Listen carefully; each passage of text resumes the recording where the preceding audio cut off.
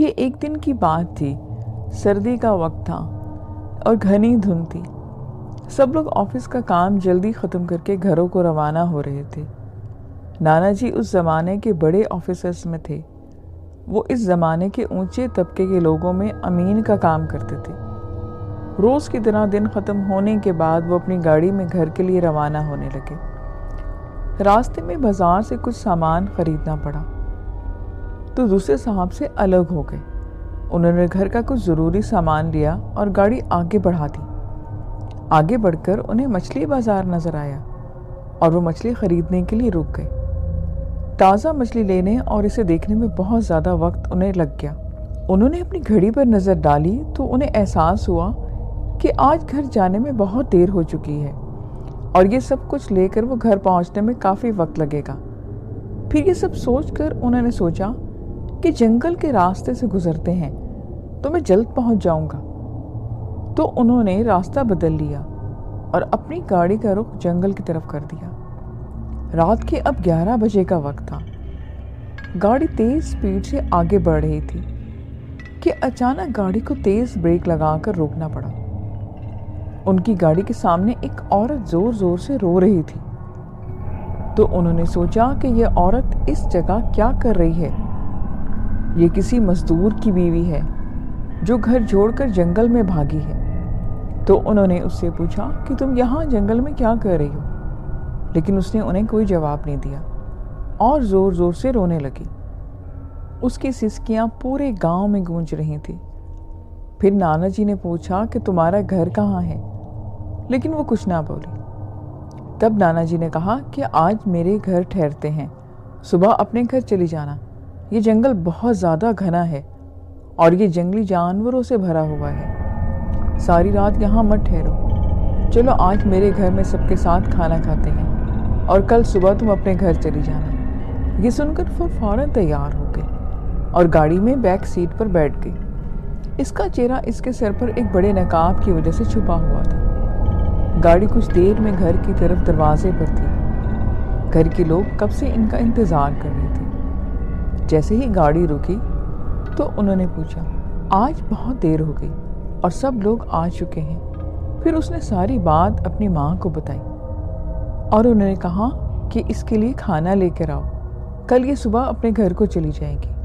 بیچاری اتنی رات کو جنگل میں کہاں بھٹکتی تھی تو میں اسے اپنے ساتھ لے آیا۔ لیکن ہمارے ابا کو کچھ شک گزرا کہ یہ کوئی چور نہ ہو، لیکن وہ اپنے بیٹے کی بات کیسے مان لیتے۔ انہوں نے اس عورت سے کہا کہ دیکھو، آج میں دیکھ بھال کر رہی ہوں، لیکن کل صبح یہاں سے چلی جانا اور جاؤ کچن میں یہ چیزیں اٹھاؤ اور پکاؤ۔ اس نے پھر کوئی جواب نہ دیا، بس ہوں کی آواز آئی اور وہ سب چیزیں لے کر ماں کے پیچھے بہت دور چلی گئی۔ تمام چیزیں کچن میں رکھنے کے بعد ماں نے اسے ہدایت کی کہ کھانا جلدی سے بنا کر لاؤ اور وہ وہاں سے چلی گئی۔ لیکن ان کا دماغ تھوڑا سا پریشان تھا۔ پھر 10 منٹس کے بعد وہ کچن میں گئی کہ وہ کیا کر رہی ہے اور اس کا چہرہ بھی دیکھنا چاہتی تھی۔ لیکن جب وہ وہاں پہنچی تو دیکھا کہ مچھلیوں کا تھیلا نکل رہا تھا اور انہوں نے غصے سے بہت اونچی آواز میں کہا کہ یہاں سب کھانے کا انتظار کر رہے ہیں اور تم نے ابھی تک کچھ بھی نہیں کیا، کیا تم کل صبح تک پکاؤ گی؟ نقاب ابھی تک اس کے سر پر تھا، اس لیے چہرہ دیکھنا ممکن ہی نہیں تھا۔ انہوں نے اسے کہا کہ تم جلدی سے کھانا ریڈی کرو، میں آگ جلاتی ہوں، کام جلد ہو جائے گا۔ اور وہ جلدی سے چولہا جلانے کی تیاری کرنے لگی، لیکن ساتھ ہی اس کا چہرہ بھی دیکھنے کی کوشش کرتی رہی۔ لیکن وہ جتنا زیادہ دیکھنے کی کوششیں کرتی اتنا ہی وہ پلو کو کھینچتی رہتی۔ آخر میں تھک ہار کر وہ کہنے لگی کہ دیکھو میں نے آگ جلا دی ہے، اب آگے کا سارا کام تم کرو، اگر آپ کو کسی چیز کی ضرورت ہو تو مجھے بتانا۔ لیکن وہ پھر بھی کچھ نہ بولی۔ اب انہوں نے یہاں سے جانا ہی بہتر سمجھا، ورنہ میرا بھی وقت خراب ہو جائے گا اور شاید تم انجان لوگوں سے ڈرتی ہو۔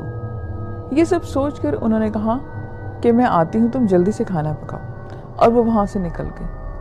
ان کا دماغ اب بھی پریشان تھا، کبھی وہ اپنے میں کمرے میں سب کو دیکھ رہی تھی اور کبھی بچوں کو، کبھی باہر، اور کبھی ایسا نہ ہو کہ کوئی ناخوشگوار واقعہ ہو جائے۔ 1 منٹ بھی وہ آرام سے نہ بیٹھ سکی۔ صرف 5 منٹ تھے، لیکن ان کے لیے وہ وقت پہاڑ جیسا تھا۔ وقت نہیں گزر رہا تھا۔ 8 منٹ بڑی مشکل سے گزرے اور وہ فوراً کچھ سوچ کر کچن کی طرف آئیں اور وہاں پہنچی۔ کچن کا منظر دیکھتے ہی ان کی آنکھیں پھیل گئیں۔ ان کے پاؤں بالکل جم کے رہ گئے، نہ آگے جا رہی تھی اور نہ پیچھے۔ ان کا دل تو جیسے تھا کہ دھڑکنا بھول گیا ہو۔ وہ عورت کچن میں بیٹھی ساری کچی مچھلیاں کھا رہی تھی۔ کچن میں ہر طرف مچھلی اور خون بکھرا پڑا تھا۔ اس کے سر سے نقاب بھی اتر چکا تھا۔ ایسا ڈراؤنا چہرہ کہ آج تک نہیں دیکھا تھا۔ بال ناخن سب بڑھ چکے تھے۔ اسے اس کی بھی پرواہ نہیں تھی کیونکہ وہ مچھلی کھانے میں مگن تھی اور کبھی خوشی سے وہ آوازیں بھی نکال رہی تھی۔ ہو ہو کی عجیب سی آوازیں گونج رہی تھی۔ رسوئی گھر بیک سائڈ پہ ہونے کی وجہ سے دوسرے لوگوں کی توجہ بھی یہاں نہیں آ رہی تھی۔ ماں کو بھی کچھ سمجھ نہیں آ رہا تھا کہ گھر والوں کو شور مچانے سے کوئی نقصان نہ ہو جائے۔ وہ سمجھ نہیں پا رہی تھی کہ اپنے گھر کو اس چڑیل سے وہ کیسے بچائے۔ ان کے مائنڈ میں صرف یہی چل رہا تھا کہ میں نے اپنے گھر والوں کو بچانا ہے۔ وہ جلدی سے ایک پلیٹ لے کر چولہے کی طرف آئیں تو ان عورت کی طرف اس کی نظر پڑی۔ اب وہ بھی کچھ سوچ کر اپنی جگہ سے اٹھی۔ ماں یہ سوچ رہی تھی کہ اب مجھے لیٹ نہیں کرنا چاہیے تھا۔ وہ جانتی تھی کہ اگر تھوڑی سی بھی لاپرواہی ہوئی تو ان کہیں بات ہو جائے گی۔ اس سے پہلے اسے چولہے تک پہنچنا تھا کہ چڑیل کچھ بھی نہ کر سکتی، اور چولہے کے قریب پہنچ کر اس نے تھال کو جلتے کوئلے سے بھر دیا اور اسے چڑیل کی طرف زور سے پھینکا۔ آگ کی جلن کی وجہ سے وہ عجیب خوفناک آوازیں نکالنا شروع ہو گئی۔ اب اس کی آواز باہر نکل رہی تھی۔ سب لوگ باہر سے کچن کی طرف بھاگے۔ وہ چڑیل زور زور سے آوازیں نکالنا شروع ہو چکی تھی اور پورے کچن میں دوڑ بھاگ رہی تھی۔ ماں کو بھی پکڑنا چاہتی تھی، لیکن اب سب لوگ کچن میں آ چکے تھے۔ وہ لوگوں کا ہجوم دیکھ کر اور بھی ڈر گئی۔ بہت سے لوگوں کا ہجوم اس کو لے کر جنگل کی طرف بھاگا، اور یہ منظر دیکھ کر سب لوگ ڈر کے مارے کھڑے تھے اور دل سے ماں کی ہمت کی داد دے رہے تھے۔ تو اس طرح ہماری ماں نے اس چڑیل سے ہماری جان چھڑائی۔ آج کے اس لیٹسٹ ٹیکنالوجی کے دور میں سب لوگ جنوں بھوتوں پر یقین نہیں کرتے، بلکہ کافی لوگ تو ان کو مانتے ہی نہیں ہیں۔ مگر ابھی بھی کچھ لوگ ایسے ہیں جو بھوتوں کے وجود سے انکار نہیں کر سکتے، اور وہ لوگ پڑھے لکھے بھی ہیں جن کو بھوتوں پر مکمل یقین ہے، اور وہ بھی ان روحوں کے وجود سے انکار کر دیتے ہیں کبھی کبھی، کیونکہ وہ لوگ ایسا سوچتے ہیں کہ اگر وہ کسی سے ان کا ذکر کریں گے تو اگلا ان کا مذاق اڑا سکتا ہے۔ آج میں یہاں آپ کو 2 کہانیاں سناؤں گا۔ ویسے تو میں بھی جنوں اور بھوتوں پہ یقین نہیں رکھتا، لیکن بعض دفعہ ایسے واقعات ہوتے ہیں کہ بھوتوں کے وجود سے انکار کرنا ممکن نہیں ہوتا۔ یہ تقریباً 15-20 سال پہلے کی بات ہے۔ میں نے اس جگہ کے قریب ایک فلیٹ کرائے پر لیا تھا جہاں میں کام کرتا تھا۔ ہاں، میں اس فلیٹ میں اکیلا رہتا تھا، لیکن کبھی کبھار کچھ دوست رشتہ دار وغیرہ آ جاتے تھے۔ اس فلیٹ میں ایک بڑا سا ہال تھا اور اس ہال سے اٹیچ ایک باتھ روم اور ایک کچن تھا۔ یہ فلیٹ ایک چھوٹے سے خاندان کے لیے بہت اچھا تھا، اور اس فلیٹ کی سب سے خاص بات یہ تھی کہ یہ مکمل طور پر کھلا ہوا تھا۔ میں آپ کو بتاتا چلوں کہ اس فلیٹ کا ہال بہت بڑا تھا اور اس کی بیک سائڈ پر شیشے والے دروازے تھے جنہیں آپ آسانی سے کھول سکتے تھے، لیکن میں اس ہال کا بیک ڈور بہت کم ہی کھولتا تھا، کیونکہ بعض دفعہ اگر اسے غلطی سے کھلا چھوڑ دیا جائے تو بندر وغیرہ آسانی سے گھر میں آ جاتے اور بہت سی چیزیں ادھر ادھر کر دیتے۔ اب آپ سوچ رہے ہوں گے کہ بندر وغیرہ کہاں سے آتے ہیں؟ پھر میں آپ کو بتانا بھول گیا کہ ہماری یہ عمارت بالکل ویران علاقے میں تھی اور اس کے آس پاس بہت سے درخت، پودے اور جنگلی جھاڑیاں وغیرہ تھیں۔ میرے فلیٹ سے نیچے جھانکنے پر سانپ جیسے جانور دیکھنا عام سی بات تھی۔ ایک دن شام کو میں گاؤں میں ایک لڑکا جو کسی شہر کی دوسری کمپنی میں کام کرتا تھا مجھ سے ملنے آ گیا۔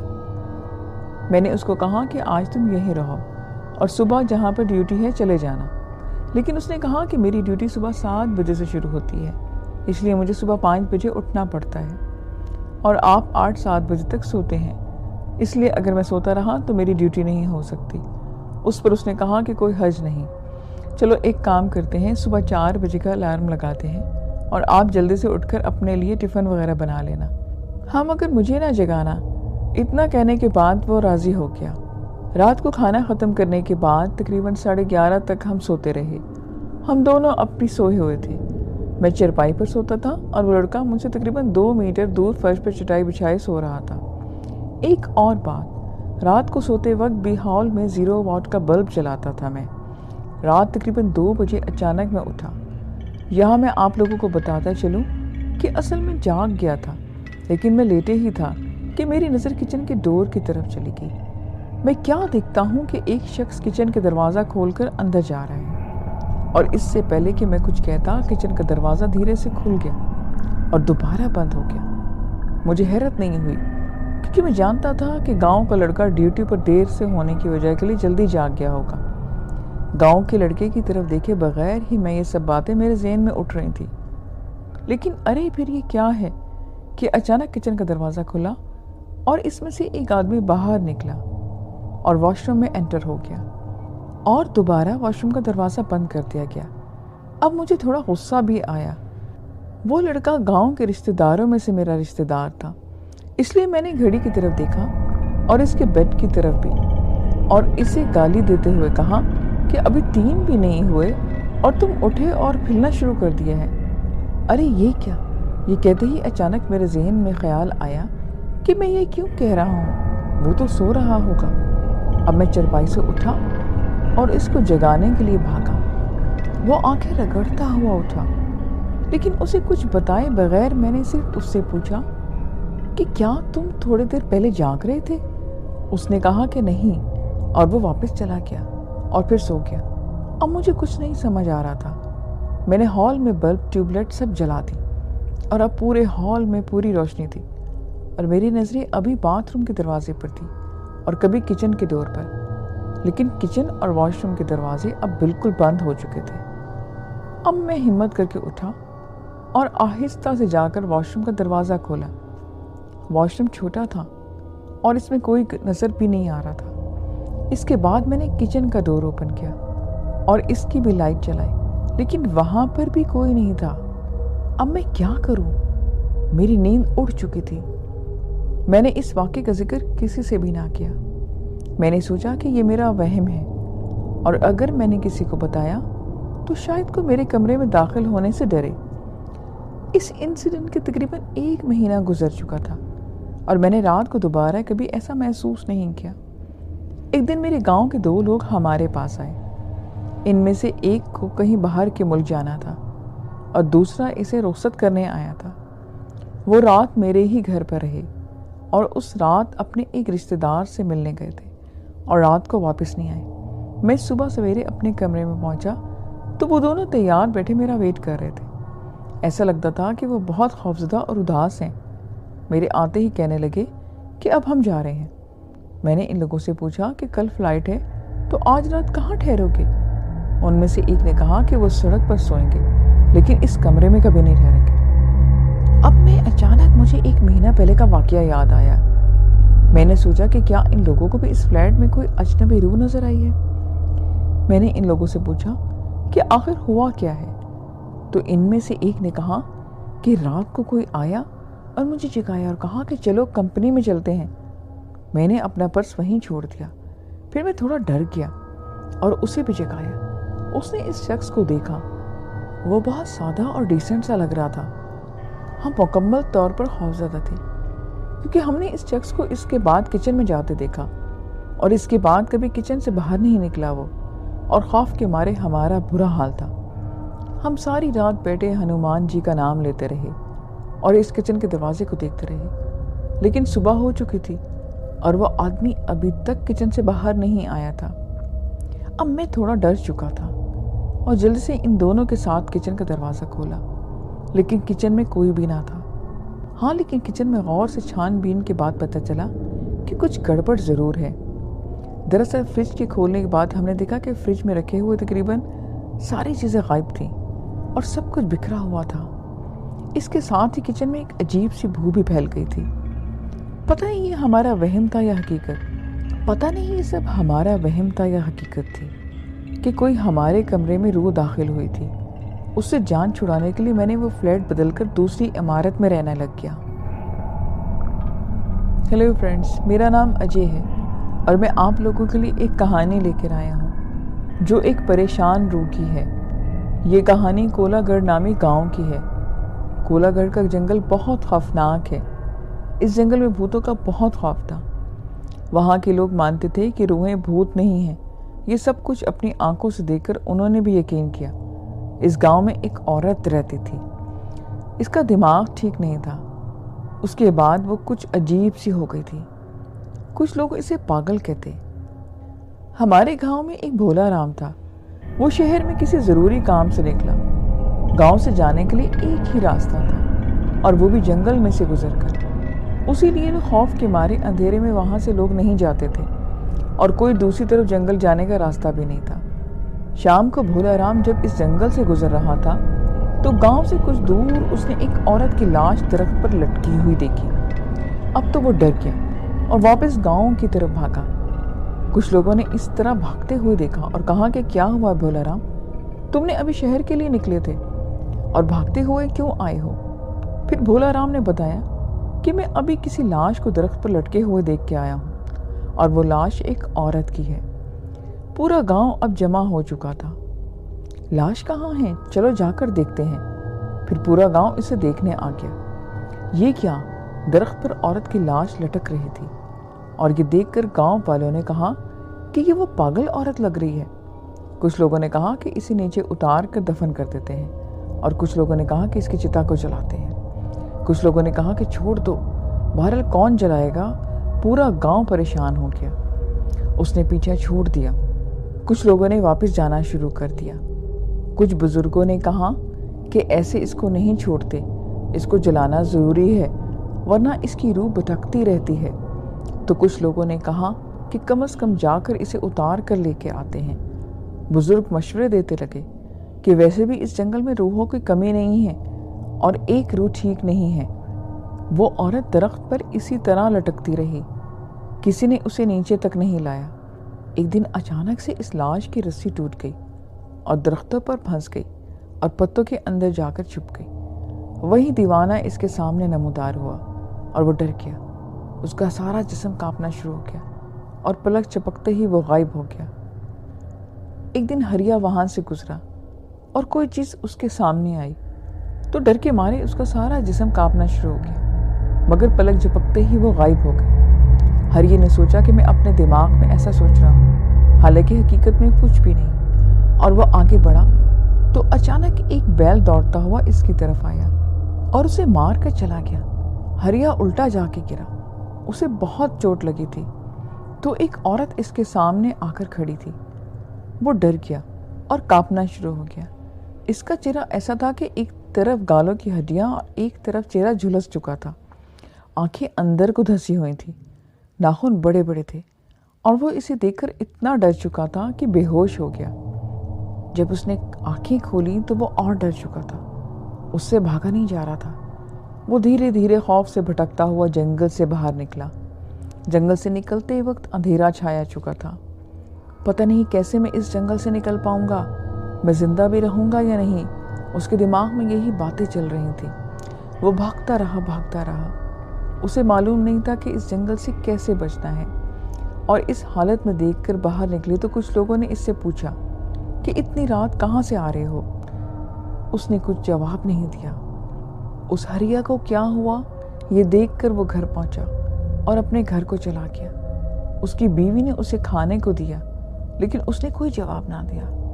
اس نے رات کو ایک خواب دیکھا اور اس خواب نے اس نے وہی پریشان روح دیکھی۔ وہ رو رہی تھی اور اس سے کہہ رہی تھی کہ مجھے بچاؤ، مجھے اس جہنم سے بچاؤ، یہ لوگ مجھے مار ڈالیں گے۔ وہ سوچ رہا تھا کہ یہ سب میرے ساتھ کیوں ہو رہا ہے۔ اب صبح ہو چکی تھی لیکن ہریا نہ اٹھ سکا۔ اس کی بیوی نے اسے جگانے کے لیے ہاتھ بڑھایا تو اس کا چہرہ اس کے چہرے میں دکھتا تھا۔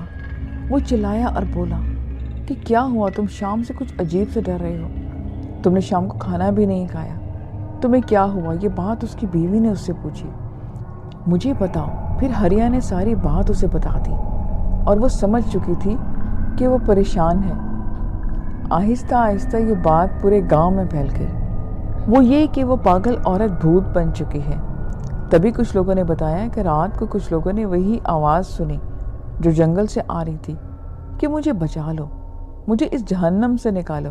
और सब लोग परेशान थे कि शहर जाने का रास्ता भी अब बंद हो गया। अब फिर कुछ लोगों ने कहा कि हमें किसी बड़े आदमी का मशवरा लेना चाहिए कि ये सब कुछ क्या है।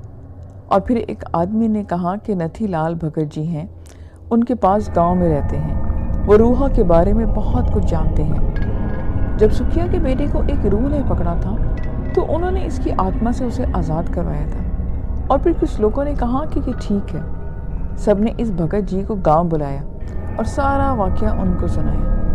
भगत जी ने कहा कि तुमने इसके जिस्म को ना जलाकर बहुत बड़ी गलती की है। चाहे कुछ भी हो जाता, तुम लोगों को उसको ज़रूर जलाना चाहिए था। इंसान जैसा भी हो, जब वो मरता है तो इसका दुश्मन भी इसको कंधे से कंधा मिलाने के लिए उसके साथ लेके जाता है। लेकिन आप लोगों ने तो सारी हदें पार कर दी।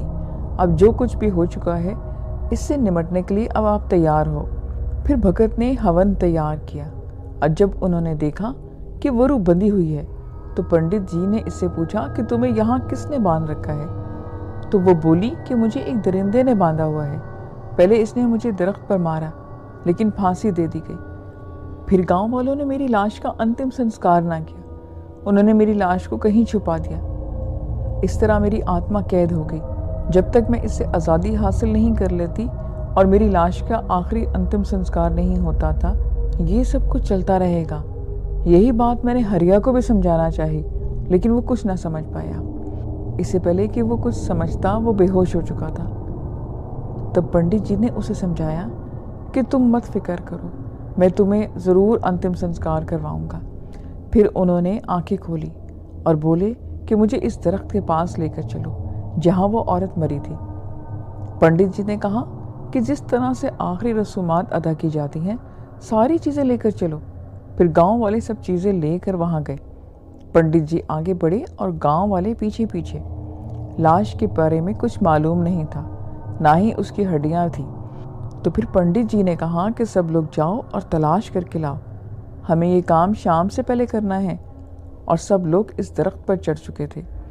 इसकी लाश तलाश करना शुरू हो गई। काफ़ी देर तक उसकी लाश ना मिली। वो सब लोग सोचने लगे कि लाश तो चली गई है, हड्डियां कहीं नहीं मिली। तो पंडित जी ने कहा कि लीमू लेकर आओ। जहाँ पर लीमू सुर्ख हो जाएगा, मतलब कि वहाँ कोई लाश पड़ी है। 2-3 मिनट के बाद एक आदमी ने कहा कि ये लाश है। एक कंगाल था। और ये कहते ही सब लोग चीखना शुरू हो गए कि भूत भूत। उनके सामने एक खौफनाक आदमी खड़ा था। इसके बड़े बड़े से दांत थे और लाल आंखें थी, बड़े बड़े से नाखून थे। वो आदमी था ये औरत, के लोग पहचान नहीं पा रहे थे। बस वो खौफ से चीख रहा था और सब लोग डर के मारे इधर उधर भाग रहे थे। वो कह रहा था कि मैं किसी को भी नहीं छोड़ूंगा।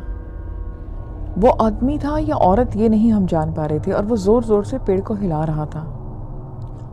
ये सब होता देखकर पंडित जी ने बहुत से मंत्र पढ़ना शुरू कर दिए। मंत्रों का जाप देकर उन्होंने इन पर हमला कर दिया। पंडित जी को ऊपर उठा के फेंका, लेकिन पंडित जी के मंत्र नहीं रुके। मंत्र वो पढ़ने के बाद इनके जिस्म पर उन्होंने मल्टी डाल दी। पंडित जी का एक हाथ टूट चुका था और पंडित जी इस तरह गिरे थे कि वो इस जगह से हट चुके थे। पंडित जी ने दोबारा से मंत्र पढ़ना शुरू कर दिया और इनके जिस्म पर भी चोटें आई थी। उनकी आत्मा निकलकर एक देहाती में आ गई। उसने गांव वालों को मारना शुरू कर दिया। वो इतना खतरनाक होता जा रहा था कि अब शाम हो रही थी। तब पंडित जी ने कहा कि रस्सी फेंकी और एक और आदमी ने उसे पकड़ लिया। उस दरख्त से बांधकर 2-3 उन्होंने मंत्र पढ़कर उसे मार दिया और लोगों से कहा कि शाम होने को है, इससे पहले कि दूसरी रूहें यहाँ आए, इस डेड बॉडी को नीचे लेकर आओ और इसका अंतिम संस्कार कर दो। फिर कुछ लोगों ने इसे उठाकर लिटा दिया, लकड़ियों पर चढ़ाया गया और इसे आग लगा दी गई। उस दरख्त से बांध दिया गया था। वो आग की चिता उनके दरख्तों के साथ थी। अब वो चीखो पुकार कर रही थी। वहाँ से बहुत सी लाशों की आवाज़ें आ रही थी, क्योंकि बहुत सी आत्माएं जंगल में घूमती थी। वो सब ये कह रही थी कि हमें न जलाओ, इस दूसरी को जला दो। और दूसरी कहती कि इसको जला दो, मुझे मत जलाओ। तब तक आग ने उसे जला चुके थे और इसकी रूह इस देहाती के जिस्म को छोड़कर आसमान पर चली गई। फिर उसने उस आदमी को रस्सी के साथ छोड़ दिया और इसके जिस्म को होश आया। सब इसे गांव लेकर आ गए। फिर सब ने भगत जी को राम राम कहा और भगत जी अपने गांव चले गए। تب سے اس گاؤں میں امن آ چکا ہے۔